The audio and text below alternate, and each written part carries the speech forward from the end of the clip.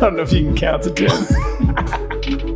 And welcome to Heights Unedited Podcast. I feel like we should have like poppers and streamers going right now. Something dropping confetti. Episode 1, Heights Unedited Podcast. This is a podcast featuring real conversations about real life. We're not faking it here. We get to dig deeper into the weekend message as well as answering any question that we have about life, faith, if we're and not culture. faking it, then how are we going to make it? Oh, wow. You know what I mean? How are we going to do it? We're starting off with some philosophical questions here. If we're not faking it, we're not making it. Man. Episode 1. So what does that mean? What does real mean? Real means a lot of things, but I think when it comes to real life, a lot of times the conversations that happen in church stay in the church box and don't make it to real life. And we want to take them out of the church box and have some real life conversations. Yeah. And knowing you and knowing myself, that's our least favorite thing about church is church conversations that never make it outside of the walls of the church. Well, and the idea behind this, the unedited idea, is the fact that this is unedited, which is a little scary. Dude, I don't know how this is going to go because I feel like I need an edit button on just the way my life, like someone needs to walk behind me because my mouth is not where it should be. And, the book of James hasn't quite gotten there yet with my tongue. This could be fun. It could be a disaster. Or it could be great. But let's see where we're at right now because both of our teams lost yesterday. And we record this Mondays, which is already a bad time because we're tired. You lost to the Cardinals. Bro, I know. Let's just start there. Okay, first of all, that should never have happened. Second of all, it's really awesome that I live in Arizona to lose to the Cardinals because I've already gotten 10 text messages about that. Man. But you had dissension in your house because you have a Cowboys fan living with you. Well, so he moved out. Okay. So we got him moved out. Did you kick him out because of that game or what? No, if he was still there, maybe. No, so they moved out Friday.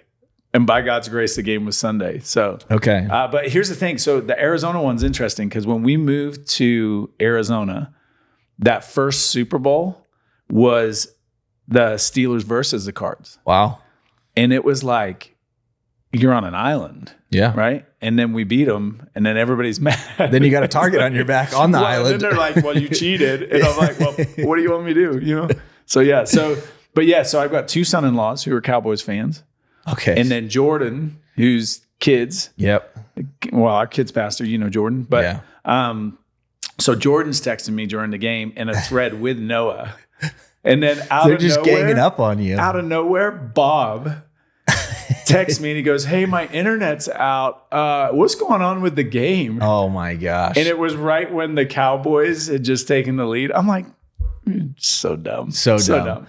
Yeah, tough loss for you guys, especially at the end there. Tough part of the game.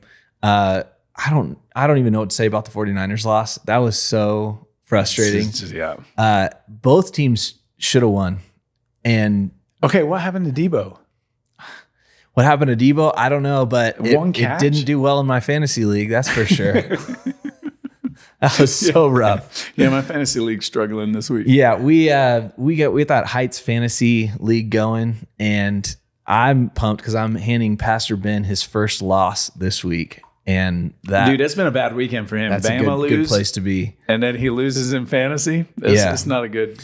Here we are, real conversations about real life. This is real life right here. If you know Pastor Ben, give him a call. He's not doing well. He's losing to Bama. Bama losing, fantasy losing. Who Joseph, is that his name? Runs Roman Camera? Oh, I always forget his name. Josh.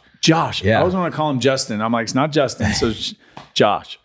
Sorry, Josh. There you go. Lost your name. But chatting with Josh, and so he was talking a little bit about the Padres and Dodgers, man, intense series right now. I didn't even see it. So what happened Saturday night was back and forth game. Padres lose, so I show up to church, and everybody is coming at me. Oh, man. Phil, who does guest services, he's a hockey fan. Dude shows up in a Dodgers shirt and comes right at me. I'm like, bro, really? They're coming at me. And I'm like, hey, this is game 1. And of course, it didn't stop them. Well, last night was game 2. Padres won 10-2. Just absolutely. We hit 6 home runs. Where are they in? LA? They were in LA. And I mean, honestly, I got a bone to pick right now. I'm just going to throw this out here. I think that Dodger fans should have a penalty from Major League Baseball with how poor they act. Absolutely zero class. They threw throwing stuff at players on the field. So they had to stop the game. Like a soccer game. Yeah, you're like, this is normal. Water bottles coming from the thing, beer cans. They had to stop the game for about 20 minutes while they were arresting people or doing whatever, because Dodger fans were throwing things at the right fielder, throwing things at the left fielder, and throwing things at the pitchers in the bullpen, and guys jumping on the field to try to fight the players. What? In the middle of a baseball game. I got to start watching baseball. I know. I'm telling you, it's exciting. Well, I was so angry. I was like, Dodgers should have to forfeit right now. This should be like just no class and giving me another reason to dislike Dodger fans. Sorry, Richard. I was texting Richard during the game about that because it's just not okay. And honestly, here's the pain point for me is that there's some excellent Dodger fans that have been Dodger fans for a long time. And their name is getting muddied by these new Dodger fans that are acting the way they are. My father-in-law, diehard Dodger fan since the 60s. Richard, Dodger fan forever. Josh, who runs our camera. Josh has had season tickets forever. His parents were at the game. Like, those guys aren't lumped in with them. But man, bad reputation. That's the same. Like you go into the soccer world, right? It's always a few. It's never the majority of fans who are out causing trouble. In England, they actually have inside of the fan base, they'll have a group that are known, like they want to be known as the hooligans. Right. And so they'll like travel just to cause trouble. Every which way. And it reflects on everybody then. It reflects on the club. Clubs get punished. And so it's like, man, for these few, now that everybody's getting it. I'm realizing we should have started a sports podcast because this could keep going the whole time. Why don't we, for the sake of losing all of our listeners that are like, what did I start right now? Family's like, not, what is it? Unsubscribe? Yeah. Well, if you made it this far, please keep listening because this isn't the whole thing. We got more here. We're actually really excited about this podcast. John, what are some reasons you're excited about what this can take our church family? Yeah, I think we've talked about it a bunch, but the goal of people being able to take what's on a weekend and now continue the conversation for themselves. So I think it varies by season of life. It varies by person. So like if I take Miss Patty, right? Miss Patty, Texas, loves Heights, wants to still be connected to Heights. Heights Online is now a lifeline to her for that. But knowing that for her, who she zooms into her life group, but to be able to sit and have more conversation with the Lord around something. So you've got somebody like Miss Patty, who's somewhat isolated, right? Stage of life and living with her family. But then you come more close to home and you look at on a weekend who's sitting in the room and you start to go, okay, how many people in the room can digest everything that's done on a weekend? Well, that's pretty slim, right? And when how much can we say on a weekend? Right. And so it's one of those where it really does become what happens on the weekend is a conversation starter. This is just a continuation of that. So then to know that this trickles into families, people sitting, I hear people all the time go, when I do my job, I listen to podcasts. Right. To know that, man, we can get more of the conversation from the church family to you during the week in your workspace. And that's pretty dynamic. What about you? Yeah, absolutely. I think for the families, I picture families just listening to it in the car. And I think the connection points that aren't just weekend centric, there's a connection point during the week. And it's like not only digging deeper onto... Dude, the family in the car makes me think about you and the time you spend with your family in the car, driving back and forth. Stuffed in the car. There's a lot of us in there. I know. I don't know if they're going to want to listen. They're going to be like, Dad, why are you talking again? Like, we don't want to listen to this. We don't want to listen to you anymore. Yeah, I just think the more connection points we can have in the week that bring church out of the box that it's in the weekend into the week, and being able to connect what happened on the weekend to what happens every day. And then also just real life questions. You have an opportunity, people in our church have an opportunity to ask questions. We get a monologue instead of a dialogue on the weekend. And this is an opportunity for a dialogue to ask a question of going, hey, this is the real situation that I'm going through in real life right now. How do I handle this with my marriage? How do I handle this with my kids?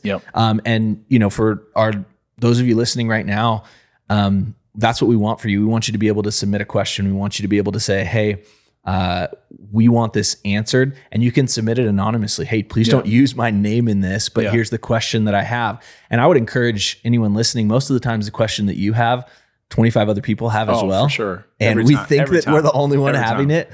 But when you ask it, really, it's going to be uplifting for our whole church family. You can submit questions to this email address that we have set up specifically just for this, for questions for the podcast, unedited@heightschurch.com, unedited@heightschurch.com. Any questions you have, you can submit them right there. And my understanding is that's a new email address. So you could be the first. You could be the first question submitted. It's sitting there. You could be the first question. Do it right now. You have a question. I know it's waiting. You have a burning question. We'll guarantee you. We will talk about that first submitted question. Oh my gosh. Here comes Pastor Bob sending us something ridiculous that we have to answer now. We'll do it.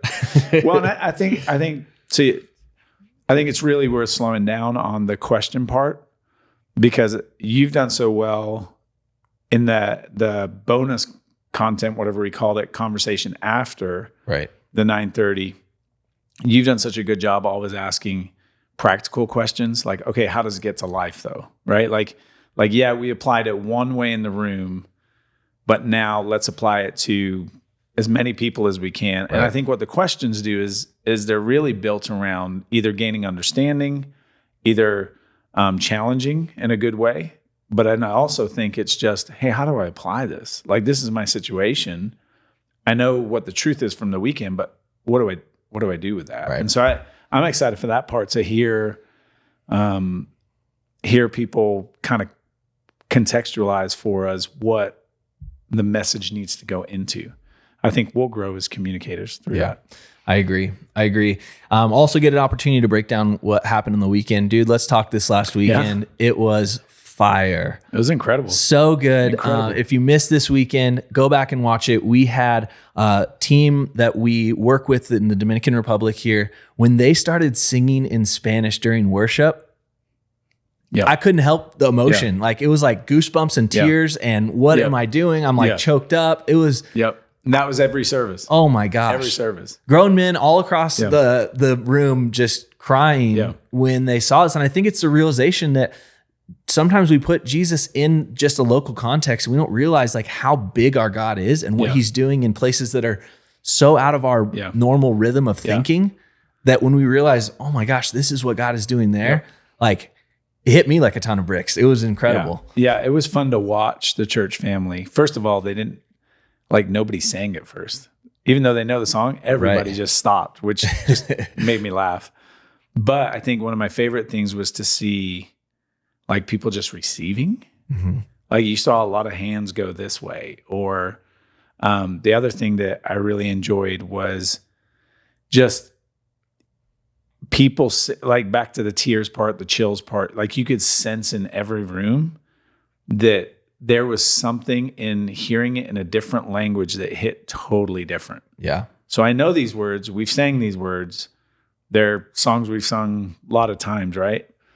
And yet to hear it in another language just hit totally different in a really good way, in a way that transcended language to like almost a soul level of depth. Mm-hmm.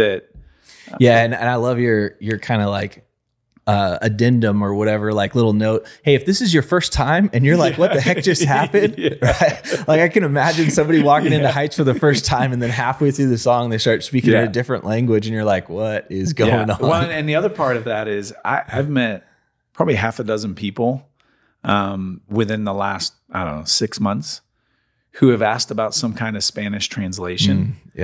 And one of them was in the room this weekend. And so to be able to walk on stage after, knowing that it's hit him at a totally different place, it was just a really cool moment for the church family. So cool. Well, you have a relationship with the Dominican Republic team because you've been down there. Yeah. We've heard stories of that. Outhouse stories. Yeah, you had some issues. You were in an outhouse. We'll save that for another episode. Dude, oh man. But just with your relationship with that team, how was this weekend impact you, knowing the impact that they're making and seeing it firsthand down in the DR? Yeah, I think first of all, it's been this beautiful, long, and I think I even said on the weekend, longevity is a gift. And so looking at a Nelson, so 16 years, right? I had arrived at the church, stepped into mid-high. They gave me 3 months to get mid-high cranking. And so mid-high is going, and I mean, it's, you're in that world. Like it's packed rooms every week, right? And the lead pastor came at the time and said, hey, here's what we want you to do. We want you to go on a trip where whiteboarding is what I was told. We're clean slating missions at Heights. Because at that point, everything we got was inherited from our Baptist roots. So there was all these missionaries that we didn't know. And so the clean slate was, where does our global impact, so to speak, our global footprint, where does that go in the future? So Colby and I and Heather, her sister, got connected to Vision Trust. And Vision Trust, when we told them what we were looking for, because I came from a mission background where it was, man, you are the missionary, right? So you grew up in some church in America or England or whatever, and now the church is paying you to go kind of be the hero and kind of, which there's a place for that. So, but I come out of it and I was somewhat jaded by a lot of ministry and a lot of money that have been put into that, and seeing missionaries leave and the ministry fall apart. And so when we went to the DR, we're like, we just want to meet somebody who is on the ground that is raising up leaders in their community. So cool. And is doing the work in the ministry and training future leaders to essentially reach the Dominicans, so that they're not dependent on the American church to keep providing a missionary, right? And that's kind of backwards to the American church on how we think of missions. I called my dad. I'll talk about it in a second, but I had an opportunity to hang out with the DR team yesterday after church. Got to hang out with them. We did. We played some baseball. We got into that. That was amazing. But I called my dad to tell him about it. And I was like, hey, we had these missionaries from the Dominican Republic at church today. And I started telling him, and it didn't sink into him that they weren't Americans that went to the DR. Yeah. He was like, oh, wait, no, they're Dominican? I'm like, yeah. Because we have this different view of what missionaries are, but partnering with somebody who's boots on the ground, that's awesome. So somebody who is Dominican, who is raising up other Dominicans, that was our goal. Can we come alongside them? And that's where partnership comes from, right? Partnership in the gospel. But can we now come alongside them and empower them to do even more? And that relationship is void of who sits in our global role, so to speak, which Colby's stayed in place for a long time. So what's interesting with that is going down, meeting Nelson all those years ago, seeing what he was doing, and we literally just went to different places, and he just showed us the need. And now 16 years later, so one of those was the deaf school. And to see the deaf school grow, because in Dominican culture, deaf people are outcast and they have no value. And so to see the church come alongside and go, no, we're not only going to value you, we're going to create a future for you. Right. And we're going to train you, and we're going to give you practical skills for life. And then another community, kind of the same way, it's a rice community, and kind of that whole community being kind of neglected because they're out and away from the city, right? And so it's just fun to see all these projects that we got to that we've had a part in, and now to see what you heard this weekend, Nelson go, God challenges him in 2019, who's the next me? And so he's left the ministry he was with to now start this whole new training of future leaders. Yeah. And so it's just this beautiful, and then I don't know how you felt, but being around the Dominican team was a breath of fresh air. Breath of fresh air. It was incredible. I loved it. So fun. And then, the idea of who's the next you and raising them up, it's a great question for us all to ask, but he's doing that with younger people, and they all were there. So we had someone in kids ministry and youth ministry this weekend. Which I heard Nelvin was in kids, right? He was, He was in kids and youth.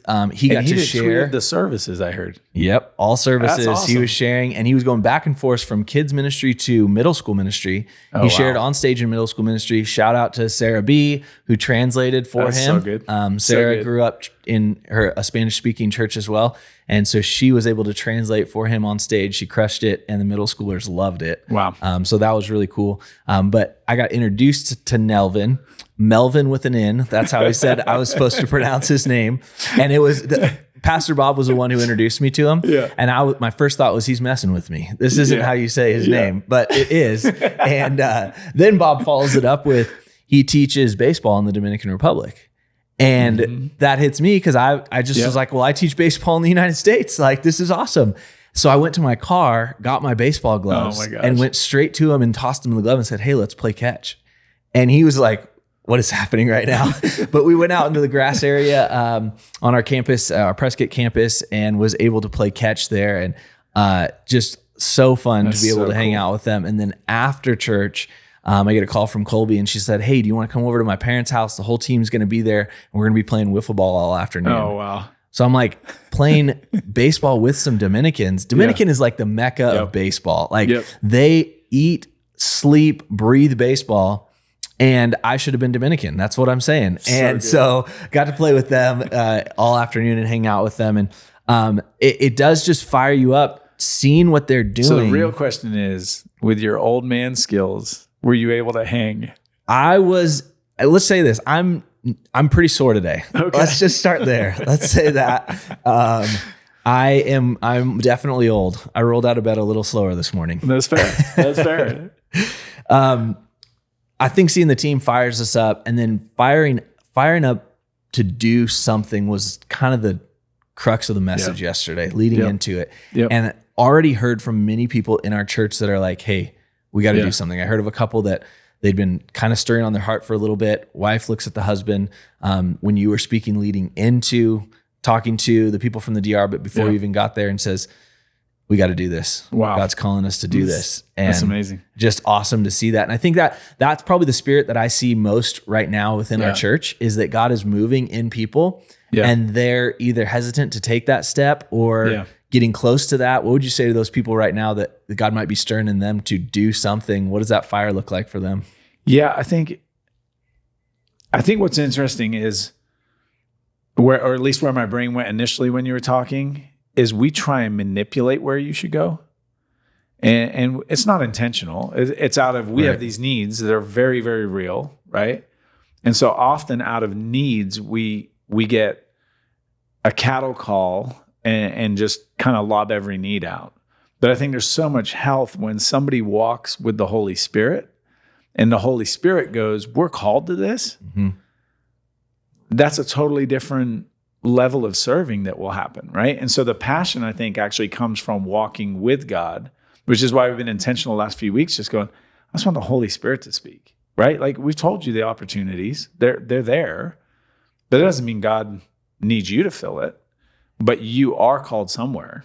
And so like that walk with the Holy Spirit. So I think for somebody who is in that journey with the Holy Spirit, and maybe they're feeling like I'm getting this nudge towards, but you're not sure, go talk to somebody. Yeah. Right? Go sit with your life group, sit with people in community, go to maybe it's the leader of the ministry. Like if I'm looking at anything in next gen related, come sit and talk to you. Yeah. And go, I feel God like moving me this direction. I don't know what to do. Right? Then for you to help them decide, hey, here's what I would recommend. Here's this thing. Or it's, you just need to sit and let God clarify that for you. Yeah. But what about you? What do you think? Yeah, I mean, I think I made a statement in a message a couple weeks ago that everyone is called to ministry. Mm-hmm. And a lot of times we think of that as, well, ministry, that's what you do, Todd. That's what you do, John. Yep. That's what a pastor does. And we think about ministry as a call to vocational ministry within the church. Not everyone is called to vocational ministry within the church. Absolutely. That's a specific calling. Absolutely. And it's powerful and it's a great calling. But everyone who is a follower of Jesus is called to ministry. Yep. And you can do it in whatever space that you're in. And I think that became very clear through what you said this weekend, but also through what we saw with Nelvin. I asked Nelvin, so do you work at the church? And he goes, no, I do baseball. And it was, his way to explain, he goes, he was kind of confused. Why would I work at the church? Yeah, I do baseball. That is my in to tell people about Jesus. Yeah. Others we heard of that they build playgrounds. Yeah. Who would think building playgrounds But what that is it's Well, what's cool with contextualizing that to them. As I asked Isaac, right, who he was talking about, Mm-hmm. Isaac runs their sound and lights for the church, builds playgrounds, and has got this dream much larger outside of the church with engineering and architect and that, and at the same time wants to be connected to the church. Yeah. And I think that's the part that's missed. For some reason, culturally, where we are, it's you're either in the church doing ministry or you're out of the church. Yes. And I think somehow, there's a bridge to both of those. That you can serve in kids on a weekend, but that not even be your primary because you're out here and you see your primary as, man, I am reaching this whole engineering field and business that I'm in. I think one of the people in our church that I've loved for years because he wrestles with this is John Rocha. Mm-hmm. And watching John step into middle school ministry because his kids are that age. So watching him do that, but at the same time, he's still wrestling with how do we get affordable housing to people in need, and those are both so I think there's a piece of it where getting people to wrestle with how did God make me and how do because I would go equally with you where you're called you're called to serve. Right? You're called to serve the kingdom. And so what does that look like for you? Yeah. And I could get fired up on this one. This is a topic I could get fired up on because I feel like there's so many people that need to understand that bridge. If it doesn't exist, you're falling in the water and you're drowning. The bridge has to happen between your faith is not just something on the weekend. It bridges to your life. If you are a high school golf coach, that's your ministry. If you are whatever you do, that is your ministry. And when people understand that, I think the other thing too is I see it on the other side that people that have understood it and I see the joy and the light bulb come on. Josh, we talked about earlier because he's a Dodger fan. We'll forgive him for that. But man, he's understanding that in his business right now. And he shared with me how incredible it's been for him to be able to do ministry through his work. And what I love about Josh's story is he's taking steps. So they're taking steps thinking they're supposed to do something. And in the process of that going, actually, I think God's nudging us this way. And so it's not even like, okay, this is what I got to do. And this is what he's literally like in this dance with God going, I'm going to take this step. Wait, God's nudging me this way. And when you hear where they're moving towards, it's beautiful, but it didn't start with where they're moving towards. It started way back here with just being faithful to go. I love the words from this weekend that stood out the most to me were willing and available. Yeah. Nails it. So I don't know if he said it Sunday, but Pastor Alessandro Saturday night hit that pretty hard of when they look for people to entrust, to pour into reliable people. I said, how do you determine that? And he goes, we look for people that are willing, but are also available. And he said, a lot of people are willing. They've got a heart for it. They want to do it, but they're just not available. Yeah. And so it never goes anywhere. He goes, so what we look for is somebody who is willing, but also available. And then they start them with very small things, right? And in that process, then they discover the ones that are going to step into leadership training because they want their vocation and church to match up. So I don't know but that to me was a huge takeaway from the weekend is for our church, who's willing and who's available. Yeah. So good. So good being with the Dominican team, seeing them and more to come. We'll talk about that in a second. Can we, before we leave them, the joy of the Lord in all of them? Yes. Not many people see it. Saturday night, they are circled praying post-service. Mm-hmm. And somebody walks in the back and they go, they just love doing this. Yeah. Like you can just tell it's not a chore, it's a joy. I was like, oh man. Yeah. Conviction. Conviction. We got some stretching to do on that one. I know, that's good. Okay, we got a question in from Annie. Annie means anonymous. Anytime we get an anonymous questions, it's coming in from Annie. So here we go. Annie asked this. Does that mean the first one here, because it got made up, is someone you're connected to? Or well, we can't. Or it's just Annie? It's anonymous. Okay. It's Annie. Annie asked this. We love Heights. Heights is our church. Whoop, whoop. Glad you like Heights. But we are busy on the weekends. We have sports, life, and we don't get to go as often as maybe we should. But I recently had a friend call me out on my attendance. Is it wrong for us to let life get in the way of attending regularly? Wow. I know, heavy hitter. We're out the box. Out the box. Okay, so a couple of things. It's relatable, by the way. Super relatable. Life is crazy. Sports is crazy. Like, schedules are nuts. Well, you've got it too. 2 kids in club growing up, club soccer. I coached the team. I would drive down the hill on a Saturday and drive back up for a league game, drive back up the hill and teach that night. Yeah. Like, so the grind is real. Well, right? and Monday through Friday grind is real. Sunday's a nice day to sleep in and not go to church. Gosh, it's another thing on your calendar. For sure. For sure. Well, and then realistically in sports, you've got games on weekends. Sometimes you got tournaments on weekends. And so now that is your whole weekend consumed. And so then the next weekend, I mean, to your point, the next weekend, we're just home. Right. Like I get that. Like that's a normal. So I think first of all, it's just a context, right? It's a family. Mm-hmm. You've got some kind of choices you're making for your kids, which is beautiful. At the same time, it's the wrestling with, okay, how do I grow my, because it's not just an individual. It's not just the parents. How do you grow your faith? It's, okay, how do we, with our schedule, how do we supplement for our family that we continue to grow in our faith? Mm-hmm. And so I think a couple of ways that come to mind that we did, that we had to walk through was our kids being connected to youth or kids was super important. And so trying to build that connection, even if it's just to a leader who would spend time with my kids. Mm-hmm. So that was one. Another one with that was life group becomes important, which is difficult because to your point, your week's crazy. Yeah. Because you're training and you got practices and you got dance recitals or whatever you happen to be in.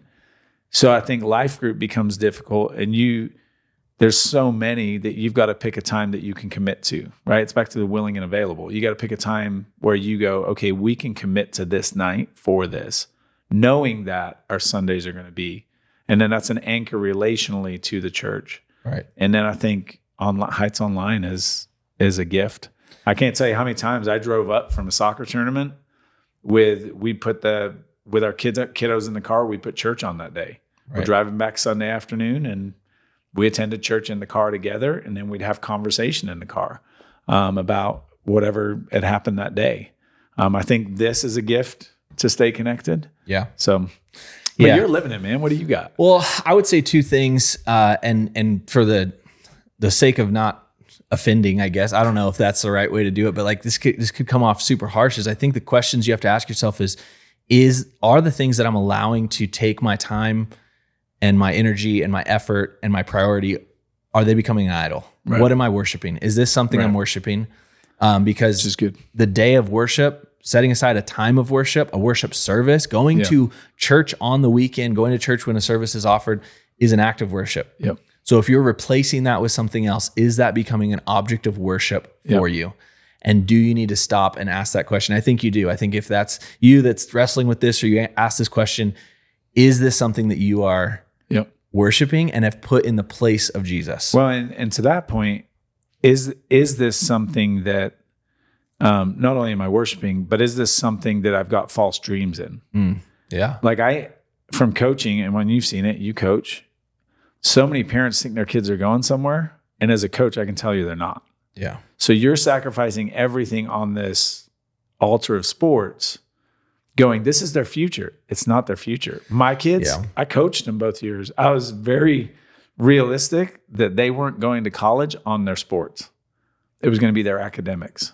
And so you've just got to, I think in that, is it an idol for me? Am I living through my kids?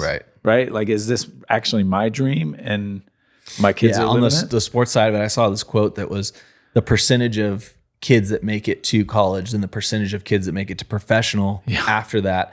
And it showed the numbers, and then it followed it up with the statement, but 100% of them will stand before Jesus. And I'm like, whoa, oh snap, man. Right. Yeah. That's heavy. And I get that's, a little much, but it's the truth. But reality is, like, as parents, you have such a limited time we think it's long because we're exhausted in the process, right? But we have such a limited time to prepare them. When they go to college, they become who they're going to become, right? Yeah. And you have influence, but it's not nearly like when you're living with them. And so I think back to the worship thing, like there's even a calling on you of who you are as a parent. And only you can answer that. Are you fulfilling your role as a parent to raise this child in the way of the Lord? Yeah. Right. And what does that look like? And that includes the act of worship. Yeah. And I think the worship piece too, it might not be the sport, but it might be sleeping in or having your own time or it's worshiping myself, whatever. Yep. But again, there's little eyes seeing who you're worshiping and seeing where that is. The other thing I would say about this real quick as we move on to our next question though is it comes down to what are you willing to sacrifice? Following Jesus is a sacrifice. Yeah. The whole idea of following Jesus so you will get it's just false. It's just that is not the gospel. It is always what you will give and what you will sacrifice. Going to church is a sacrifice every week. So it comes down to, the question here is it wrong for me to let life get in the way of attending regularly? No, but what are you willing to sacrifice? Well, the danger becomes like when things don't go well, it's because we're not going to church. Right. And that's not it. We're not saying that. That is not it. I think for the person who's drawn this to your attention, I don't know their motives. I don't know kind of what their background is with church or anything like that, but it's an opportunity for you to sit and just evaluate and look at it from a fresh lens and back to the Holy Spirit. Okay, God, where are you leading our family? Have we drifted? Are we drifting into somebody else is determining our schedule and what we're doing versus us saying, no, this is what's best for us. Yeah. And every family has to figure that out. Yeah. Next question that we have. This is a question submitted by yours truly, myself. Oh boy. We talked about it a little bit earlier, just the passion that we saw from the DR team. Here's my question based off this weekend, seeing the passion from the DR team. How do I have that kind of passion in my faith? Because I'm going, man, like you said, sometimes it's a grind. Mm-hmm. And I'm sure I'm not the only one. That's why I asked this question, because I know there's a lot of you that maybe feel the same way when it came to this weekend, when it came to just how you felt in general. How do I have that kind of passion in my faith? Yeah. Do you have an answer? I know. I'm asking you, John. Come on, let's go. I need my question answered. I think it's tied to the other one. I think passion is connected to, idols is a good word for it, right? But less of that is probably my attention, my focus, my loss. Mm-hmm. Like for me, this becomes a job when I'm not connected to Jesus. This becomes exhausting when I'm not dependent on God. Right. Right. And so I think somewhere in there's probably a shift in perspective, a shift in kind of what's driving me. And when I get that in place and I begin to, first of all, when I'm connected to Jesus, and what I mean by that is probably the John 15 of the vine and the branches, right? Like when I know I'm like anchored into him, I view everybody different. Mm-hmm. I move slower. I see people different. I see the reason why I'm doing it. I can get to less tasks, more people. Right. When I'm not that connected, it becomes all tasks, or not all tasks, but a lot of tasks, and I get annoyed by those tasks. So I don't know. That's a crack. But when I see what I saw this weekend, they're just so happy to be doing what they're doing. Right. And I think it goes back to larger picture of we get to be a part of the kingdom. Mm-hmm. If that don't fire you up. No, that's so good, man. And even just that word get to. Yeah. Right. We talk about that within culture of Heights staff is get to instead of have to. And man, even church attendance, you get to, you don't have to. Which is back to the thing on the weekend. We're not going to manipulate you into serving, but we are going to go, there's opportunities. Right. And we are going to trust that God's going to lead. Yeah. And it's a get to, not have to, because God will meet you there. Yeah. And I promise. And if you don't step up, God will bring somebody else. Yeah. It's not, I know it's going to happen. He invites us in, but he doesn't need us. Yeah. I love that. Not at all. That's good. He'll use somebody else. He'll put them in there. That's good. Okay. As we wrap it up, we have 3 more weeks of global series coming at us. Okay. What are your hopes for our church family during this global series? Yeah. I hope that back to the center of all things, we get to see people with Jesus at the center of their life. Mm-hmm. and the impact that's having around the world. So this week we got Jay coming in, and then we got JJ the week after, I think, and then we got Chip and Diane are back, and so we have multiple weeks of people coming in. And the goal is, as you hear stories or you hear them teach or whatever it happens to be, it's just like, man, this is incredible. One, that we get to be a part of this. Yep. But it's also a challenge for, wait, I have the same Jesus, the same Holy Spirit. What does God want to do with me? Boom. There it is. Make sure you're there this weekend. Then you're going to not want to miss this global. Don't miss Jay. Yeah. Don't miss from Jay. Japan. Jay from Japan. There it is. JJ. Wait, there's another one named JJ. There's another one named JJ, I guess. Jay from Japan. I just tried to put it together there. All right. We should come up with a prize here. This is the end of the podcast club. If you made it to the end of the podcast club, then you are a part of the end of the podcast club. Yeah. There should be some. There should be something. It should be Reese's, because that's my favorite. I don't know. How about this? I don't know how we'd get them to people. What are we putting this on? I don't even know what we're putting this on. Wherever they find their podcast. Wherever they find their podcast, can they leave a message? This is how out of it I am. Yeah. I don't do anything. This is like talking to Bob about anything tech right now. This is going how great. It feels, right? This is wonderful.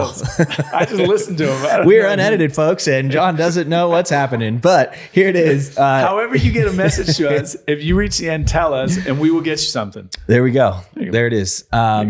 Social media. But if you scrub to the end, that doesn't count. Doesn't count. You gotta make it through. Scrub or scroll. Scrub or scroll, whatever you want to call it, John. This is your world. We're just living in it. All right, here we go. We probably should be done. We need to wrap this thing up. Thank you for making it to the end of the podcast club. If you can hit subscribe to this, it really helps us. It helps us get the word out for the podcast. If you can rate it, that helps us as well. Give us a 5-star rating if you think we're worth 5 stars.